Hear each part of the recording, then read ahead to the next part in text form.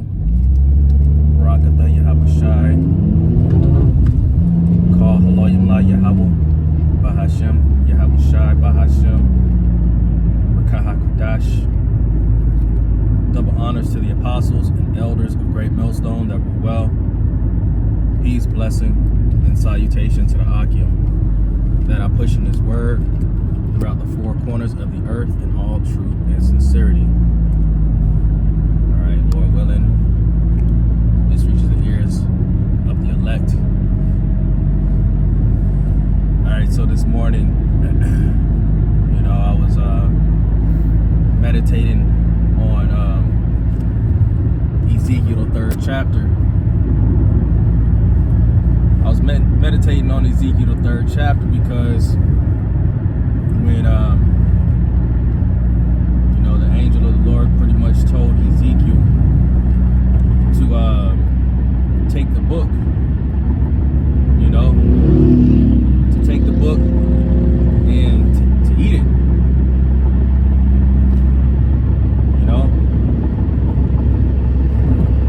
and he said it was sweet to his mouth, but bitter to the belly. All right, and in the same instance with John the Revelator in Revelation, the 10th chapter, and I want to say around the 7th verse or so. And same thing, he took the book and he ate it. It was sweet to the mouth, but bitter to the belly. Now it's sweet to the mouth because you hear this word, you hear this truth, and you've been quickened, man. You've been made alive, and your spirit is alive. You're excited. You want to tell everybody, the promises that the Lord speaks of, and that He promised us. All these things. That we're the Most High's chosen people. In the book of Nehemiah, the 8th chapter, verse 8 on down to I want to say about 12. When Nehemiah opened up the book and read to them, distinctly the words of the Lord, they gained understanding. All right, and when they found out, when they got the proper understanding, they went about rejoicing. They were in mirth, they were in gladness, because they finally they understood. All right, they were in mirth. And in the beginning, that's what it's that's what it's like. I mean, even to this day, it's rejoicing. It's gladness of heart to understand the word of the Lord, because this gift is given unto us from the heavens, man. John 3:27. The proper understanding, the breakdowns. Okay, if it wasn't for Yahawashi, we wouldn't have gotten this understanding and these breakdowns. Revelation, the 5th chapter, says that Yahawashi, the Lamb, okay, He was the one who opened up the seals, and nobody else could open it. Yahawashi opened up the seals for us to be able to get this understanding. So hey, that in itself is a blessing. And that's so you have the sweet aspect of it, the tasteful aspect. But what about the bitter? All right, what about the bitter things of the Bible? Of the roll, of the book. Okay? When you come into this thing, you're going to catch hell. The elder brother Amawan Gabar had mentioned it in one of his lessons, or it's like in one of his camp sessions. I want to say it was early this week or last weekend. Apostle Tahar used to say that all the time to him. Coming up in the through the ranks. catch hell in this truth. But knowing that, what do? You can't turn back. You know, once you get this truth, you can't turn back to the world, man. It's nothing for us out there.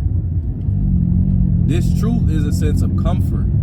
All right, this truth is comforting, man. Okay, knowing that through all the hell that we're put through, you know, we take it gladly, we take it cheerfully, because we know that the Lord is working on our behalf. You know, our faith is being tried, we're being tested. But if we can overcome, you know, through seeking the Lord, man, we've won. All right, because ultimately that's all he wants us to do. You know, there's a saying in the world, and it says, be still and let God. You know, in the scriptures, you know, it's not in those words, but, you know, pretty much that's the, you know, that's what the scriptures say. You know, be still, you know, for he is the Lord. You know, it says to cast your burdens unto him. He knows exactly what he's putting you through. All right. You know, but we got to endure it. We have to endure. We were chosen to be soldiers, man. You know, it says in 2 Timothy, it said, Salakia. It says to endure hardness as a good soldier for Yahawashi HaMashiach. All right, a soldier isn't going to be weak-minded, man, and weak-spirited. No, you know, a soldier ain't gonna be thrown an obstacle or a task and then bitch up. All right, a strong soldier is gonna what? They're gonna see the obstacle and they're gonna charge after it. You know, they're gonna go after it. You know, for the Lord, man, and they're gonna overcome it with the help of Yahweh Hashem Yahawashi, man. You see, we got to be able to endure afflictions, persecution, all right, because ultimately our reward is a crown, that crown of life. You see, if we endure. See what I'm saying? So real quick, I want to get the book of James, 1st chapter. It says, blessed is the man that endureth temptation. For when he is tried, he shall receive a crown of life, which the Lord hath promised to them that love him. All right, and that crown of life is you know, for, you know, first and foremost the crown. You know, the actual crown. You know, when Yahawashi, the one Yahawashi has for us specifically. Okay, but the crown also is, you know, double fold. You know, the crown of life, which is this truth. Okay, the comforting words of Yahweh Hashem Yahawashi. You know, what happened when Yahawashi was tempted for you know, when he fasted for 40 days. You know, what happened when after Satan tempted him and Yahawashi was weak in the flesh because he hadn't eaten nor drank? What did the angels do? They came and ministered unto him. They lifted his spirit. They boosted his spirit back up. Okay? You know? And that's promising. That's promising and comforting for us as well. You know? If we're the sheep of Yahawashi, what makes you think that we won't be sought, you know, looked after as such? You know, Yahawashi was protected, and so his sheep are going to be protected as well. Okay, I want to get the book of 2 Timothy chapter 3 and verse 11. Persecution, affliction, which came unto me at Antioch, at Iconium, at Lystra, what persecution I endured, but out of them all the Lord delivered me. See, the Lord delivers us from all forms of persecutions and afflictions, man. You know, when we're going to be put up, you know, and put up before kings and judges and all these different, you know, places, these people, you know, it says not to think of what you ought to say. Okay, because in that moment, the Lord is going to give us the words to say, man, through the Spirit. All right. Same as Yahushua. Yahushua, you know, Pilate, I want to say that's Luke 12 or Luke 11. I forget exactly. But and Salaki if I'm misquoting, but and pretty much when Pilate pretty much was saying, I have the power to do these things to you, you know, Yahushua, and you know, as you know, when it's read and you kind of you think about it, you like, Yahushua probably looked up at him like, nigga, what? Like what? You know, and it says, you know, pretty much Yahushua was saying, you know, you don't have no power over anything, you know, unless it was given unto you by the Heavenly Father. You know, so we got to come in that same spirit, man, that same attitude, man. You know, if we going through things, it's because it's of Yahweh Bashim Yahushai, man. Okay. You know, it has to go through them before it reaches and touches us. Scriptures talk about all the hairs on our head are numbered, you know, and that, you know, not one hair will perish. You see, so we don't really have to worry about anything. It says, this is 2 Timothy chapter 2 and verse 5, or Salakia 4 and 5. It says, but watch thou in all things, endure afflictions, do the work of an evangelist, make full proof of thy ministry.